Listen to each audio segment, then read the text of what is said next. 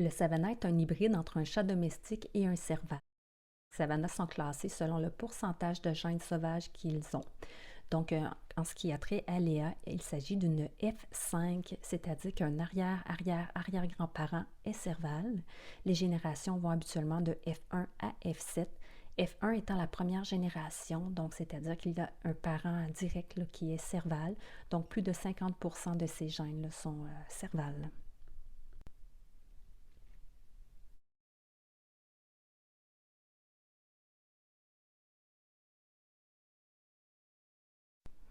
Il semblerait que le savana est hypoallergénique, ce qui est un avantage pour les personnes souffrant de maux liés aux poils de chat.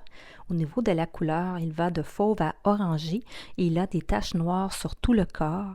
Dans le cas de Léa, elle a une petite tendance rousse, mais dépendamment de l'éclairage, son pelage a l'air un petit peu plus gris. La tête du savana est assez courte en comparaison avec le corps. Elle est plus longue que large et elle est de forme triangulaire.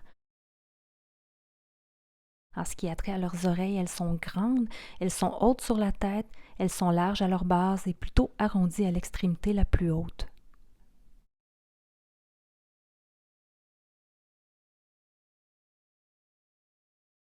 On pourrait croire que le savana est un animal plus sauvage et moins amical que les chats domestiques conventionnels, mais il n'en est rien. Il s'agit d'un chat affectueux et très fidèle envers son maître. Il cohabite bien avec les humains, mais aussi avec les autres animaux. Ils sont très intelligents. Ils peuvent apprendre des commandes telles que rester, se coucher, sauter. Ils sont également très curieux. Ils peuvent ouvrir les portes d'armoire, les tiroirs, les fermetures éclairs et même les robinets d'eau. D'ailleurs, contrairement aux chats conventionnels domestiques, les savanas aiment l'eau. Le savana a besoin de beaucoup d'exercices, d'activités, d'attention. On parle souvent de chat-chien quand il est facile de lui apprendre à marcher en laisse, par exemple, à ramener la balle et à s'asseoir.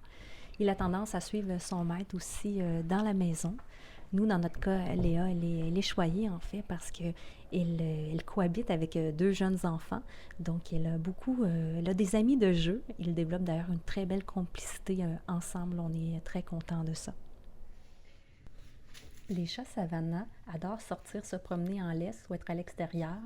En fait, ils aiment la nature, les sons et les odeurs, c'est vraiment stimulant pour eux. Pour ce qui est de Léa, on ne l'a pas encore promenée en laisse. En fait, ici au Québec, là, vous le savez, en janvier, c'est très froid là, à l'extérieur, beaucoup de neige et c'est des chats qui aiment beaucoup la chaleur. Donc, ça viendra dans les prochaines vidéos. On vous montrera là, Léa qu'on promène en laisse. On va voir si elle apprécie autant là, que la plupart des chats de cette race. Les savannas sont reconnus pour être très volubiles. Ils ne sont pas tous vocaux, mais la plupart le sont. Ils peuvent s'exprimer, faire savoir ce qu'ils veulent lorsqu'ils veulent quelque chose. Léa, elle est volubile, mais pas, elle est plutôt dans la moyenne, je dirais. Donc, ce qu'on apprécie particulièrement, c'est que la nuit, elle est très calme, donc elle ne miaule pas la nuit. La nuit, elle aime aller dans un tiroir là, qu'on a dans une commode. Et puis, il y a des vêtements pour enfants. Donc, elle va s'y coucher le soir parce qu'elle aime beaucoup la chaleur. Et puis, il passe toute la nuit. Là, donc, on apprécie beaucoup le calme là, pendant la nuit. Pour nous encourager, enclenchez le pouce bleu. Et pour plus de contenu, abonnez-vous. Merci.